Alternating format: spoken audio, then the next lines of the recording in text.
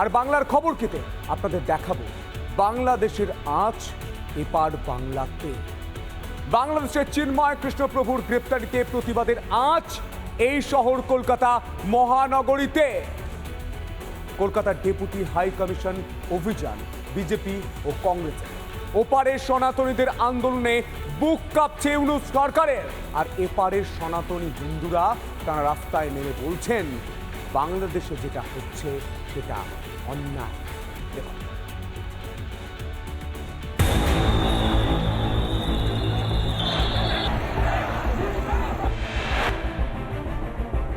চিন্ময় কৃষ্ণপ্রভুর গ্রেফতারির পর ফুঁসছে ওপার বাংলার সনাতনী সমাজ।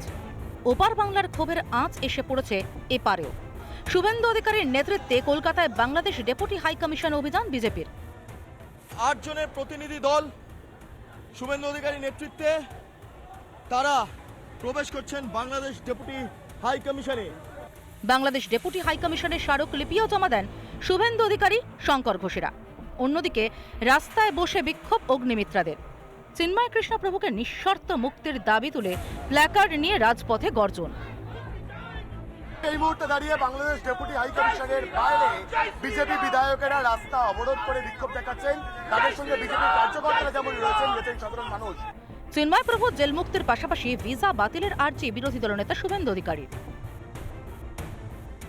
ভিসা বন্ধ করো, এক্সপোর্ট ইম্পোর্টের পারমিট বন্ধ করো। করাচি আর লাহোরে পাঠানো মেডিকেল করাতে, এখানে পাঠাস কেন? এখানে পাঠাস কেন? একটা হসপিটাল নেই? লজ্জা লাগে না? শুধু বিজেপিই নয়, পদ্মাপাড়ে চলা অরাজকতা নিয়ে পথে কংগ্রেসও। বালিগঞ্জ থেকে বাংলাদেশ ডেপুটি হাই কমিশন মোমবাতি মিছিল কংগ্রেস নেতা ও কর্মীদের। আমরা কংগ্রেসের পক্ষ থেকে আমরা এই কথাটাই বলতে চাই, শান্তি চাই, হিংসা নয়। বাংলাদেশ ডেপুটি হাই কমিশনে চিঠি দেন আইএসএফ বিধায়ক নওশাদ সিদ্দিকী। সারা পৃথিবীতে দেখবেন সংখ্যালঘুদের উপর অত্যাচার হচ্ছে, পশ্চিম বাংলা ভারতবর্ষের। আমি বুঝতে পারছি চিন্ময় প্রভু সহ ওদের উপরে কি হচ্ছে। এই অবস্থায় বাংলাদেশের পরিস্থিতি নিয়ে কেন্দ্রীয় সরকারের কোর্টেই বল ঠেললেন অভিষেক ব্যানার্জি।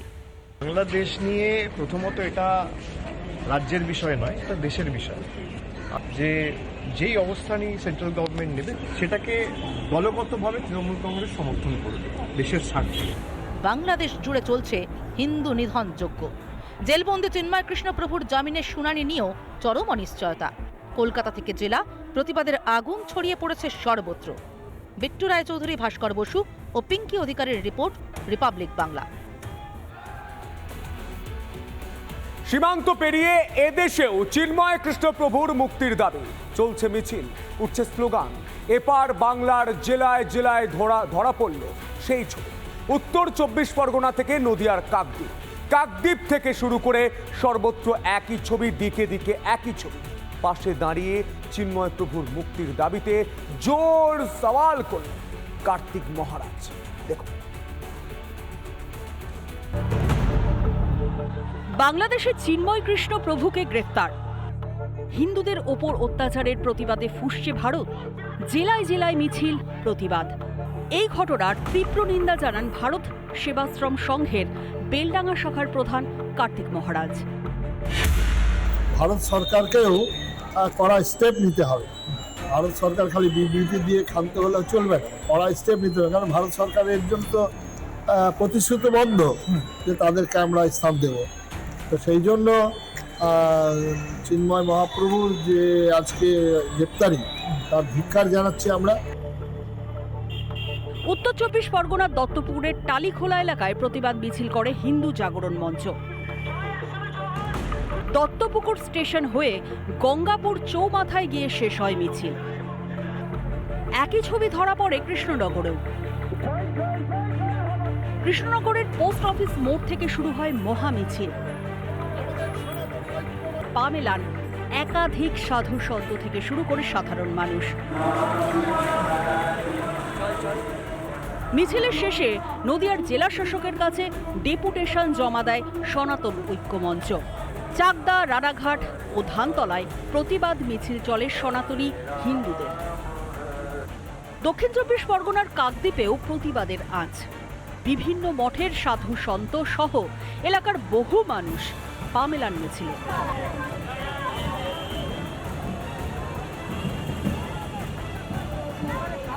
বাসন্তী ময়দান থেকে কাকদ্বীপ চৌরাস্তা পর্যন্ত চলে এই কর্মসূচি। বাংলাদেশ জুড়ে অস্থির পরিস্থিতি। পেট্রাপোল থেকে এদেশে আসা সংখ্যালঘুদের চোখে মুখে আতঙ্কের ছাপ। ভালো না, সরকার গঠন না হওয়া পর্যন্ত সঠিকভাবে দেশ ভালো পরিচালনা হচ্ছে না। জামিন মঞ্জুর করেনি, সেভাবেই রয়েছে। চিন্ময় প্রভু সেভাবেই রয়েছে। অত্যাচার হচ্ছে এখন সেটা সঠিকভাবে আমি বলতে পারবো না। কবে চিন্ময় কৃষ্ণ প্রভুর মুক্তি? দিন গুনছেন দুই দেশের সনাতনীরা। রিপাবলিক বাংলা। তৃণমূল রাজ্যের শাসক দল, সে দলে শৃঙ্খলা বজায় রাখার জন্য তিনটে শৃঙ্খলা রক্ষা কমিটি, এবং সেই শৃঙ্খলা রক্ষা কমিটি প্রথম শোকজ কাকে করলো জানেন? হুমায়ুন কবির। কেন? কারণ মঙ্গলবার ফিরহাদ হাকিমকে আক্রমণ করেন হুমায়ুন কবির, আর তাই বিপাকেও পড়তে হলো তাকে। হুমায়ুনকে শোকজ দলের শৃঙ্খলা রক্ষা কমিটি। 3 দিনের মধ্যে মন্তব্যের কারণ জানানোর নির্দেশ শৃঙ্খলা রক্ষা কমিটি। তিনি আমাদের মুখ্যমন্ত্রী হিসাবে থাকুন, কিন্তু অভিষেক বন্দ্যোপাধ্যায়ের অভিষেক হওয়া এখনই দরকার। মুর্শিদাবাদের ভোটারদের কাছে এর কোনো গ্রহণযোগ্যতা নেই। ফিরহাদ হাকিমের কোনো গ্রহণযোগ্যতা নেই, মোটেই নেই।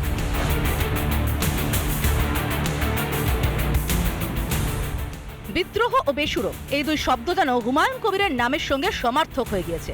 কখনো অভিষেককে রাজ্যের উপমুখ্যমন্ত্রী বানিয়ে পুলিশ মন্ত্রী করার দাবি তোলেন ভরতপুরের বিধায়ক।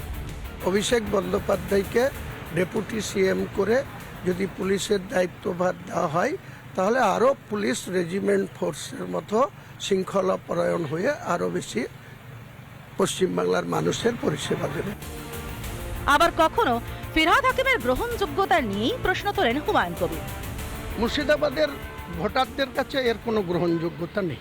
ফিরহাদ হাকিমের কোনো গ্রহণযোগ্যতা নেই, মোটেই নেই। তাদের মুর্শিদাবাদের মানুষের জন্য উনি তো কোনো কিছু করেননি। মালদাও তো উনি দেখেন, তাহলে মালদায় কেন রেজাল্ট হলো না? বারংবার বেফাঁস মন্তব্য করে দলের অস্বস্তি বাড়িয়েছেন ভরতপুরের তৃণমূল বিধায়ক হুমায়ুন কবির।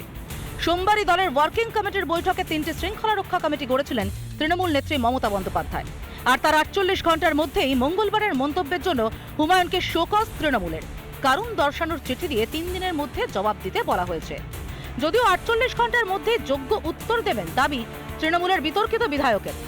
আমি 48 ঘন্টার মধ্যেই যথাযোগ্য জায়গায় যিনারা শোকজ করেছেন, যে ডিসিপ্লিনারি কমিটি, সেই কমিটির কাছে আমি আমার উত্তর চাইলে আমি এখনই কোনো মন্তব্য করব না।